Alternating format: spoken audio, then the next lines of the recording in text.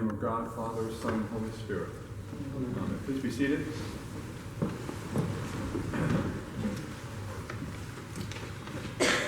There's a recurring dream that I have, usually about once a year.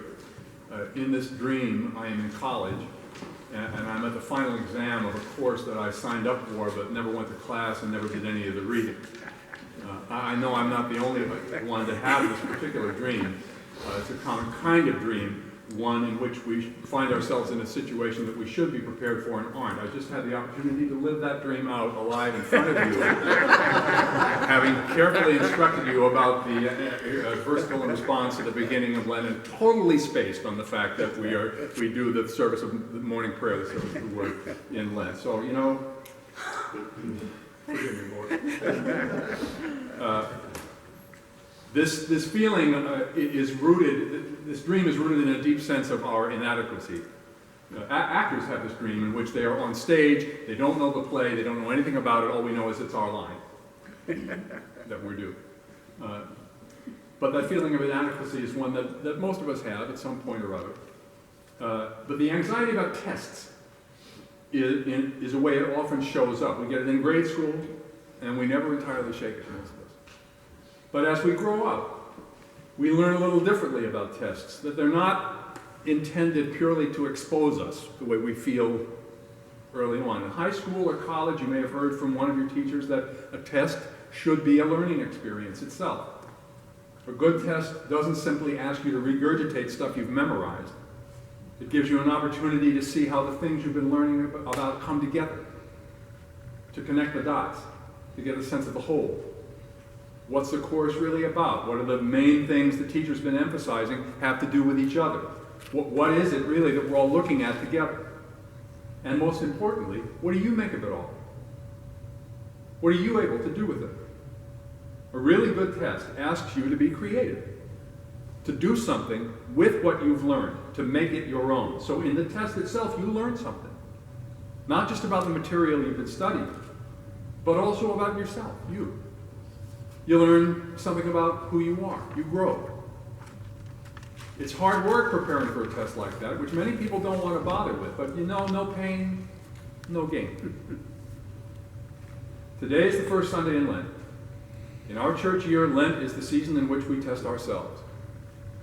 In the liturgy for Ash Wednesday, which begins Lent, there's a short section called the Exhortation, in which the celebrant invites the congregation to the observance of a holy Lent, and then talks about specific ways to do that: prayer, fasting, self-denial, reading and meditating on Scripture.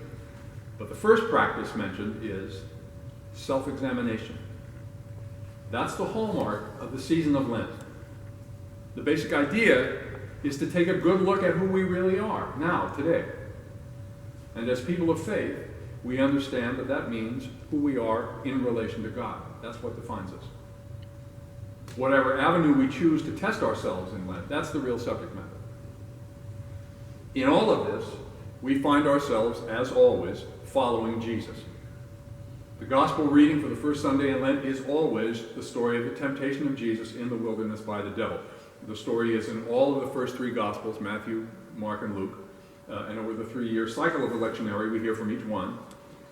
And in the story of Jesus, the arc of the story, that episode occurs in the same place in each. That's important. The temptation of Jesus by the devil occurs early on, immediately after Jesus' baptism, at which the voice of God says, "This is my beloved Son, in whom I am well pleased," and immediately before Jesus begins his ministry. He does no teaching or healing or perform any miracles before this.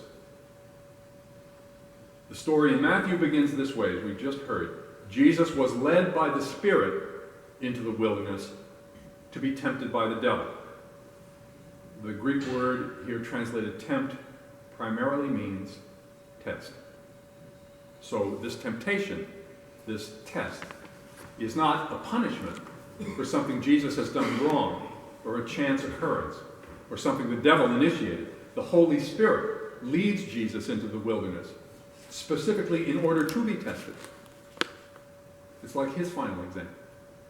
Just as the Holy Spirit leads us to be tested.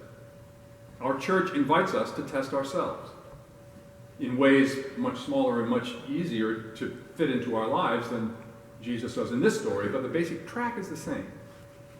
And this testing is a means by which we are intended to grow in the knowledge and love of God. Now, of course, the traditional way in which we test ourselves in Lent is to give something up, although, as commonly practiced, that doesn't end up being much of a test. In modern society, giving something up for Lent has become something like making a New Year's resolution. It's become a quaint social custom that for most people isn't really connected to any coherent system of belief. So it either gets ignored altogether, or it's just paid lip service to, or it fizzles out within a few days, and it does not really touch the spirit at all. Because the attitude going in is, I know I've been naughty, I really kind of like being naughty, I have no intention of changing being naughty, but I know I should acknowledge that I'm naughty, so I'm going to give up this or that as a kind of a cute catch-all penance for all the things I've been naughty about, and I'm going to continue to be naughty about, so there. It's kind of a fee for service. Well, the point in Lent is to test yourself, and giving up something is one way of doing this, but you have to give up something meaningful. The idea is to take on a discipline of some kind or other, which costs you something. It forces you to alter, to step out of your normal routine. This is the intention. This is the intention. When I give something up, I identify an appetite I have, something I like doing, something I'm in the habit of doing. It can be something I eat or drink, or it can be a behavior. I know several people this Lent who are giving up Facebook, which is going to be hard for them. I identify an appetite, and I refuse to satisfy it for these 6 weeks. I do this not to punish myself for having the appetite, it can be something good, or to prove my endurance, but to see exactly what kind of hold that appetite has on me, to what extent my life and my spirit is affected by putting it aside, and to see exactly what I'm left with when it gnaws at me, at its absence, who I am and how I respond at that point. And the stronger the appetite, and the more painful it is to refuse it, the more we come to understand that what we're left with is God and God's love for us. And that's plenty. In fact, that's what we've been looking for all along. And God has been there all along. This is the point. I am more than my appetites. I am more than my possessions that I give up. They don't define me. I am who I am as I am in relationship to God. In our fast, in our test, that's how we follow Jesus in his temptation. The devil says to him, "You say you're the Son of God? Command these stones to become loaves of bread and satisfy your hunger." That's how you can show me who you are, through the power of your deeds. You say you are the Son of God?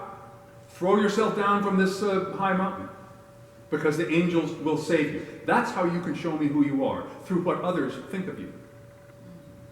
Worship me, and I will give you all the kingdoms and all the wealth of the earth. And that's how everyone will know who you are, because of your net worth, because of the magnificence of your possessions. And Jesus says to the devil, that's all a lie. None of that defines who I am. I am who I am, entirely and only because of the love of God. God who says, "This is my beloved Son. In him I am well pleased." That's what's real. Well, it's no different for us. That's the gift of Lent. That as we test ourselves, as we let go of the baggage that we carry, we see that it's just baggage. And the more clearly and the more gloriously we can see that truth about the love of God, and the more firmly we can take hold of it. Thanks be to God. Amen.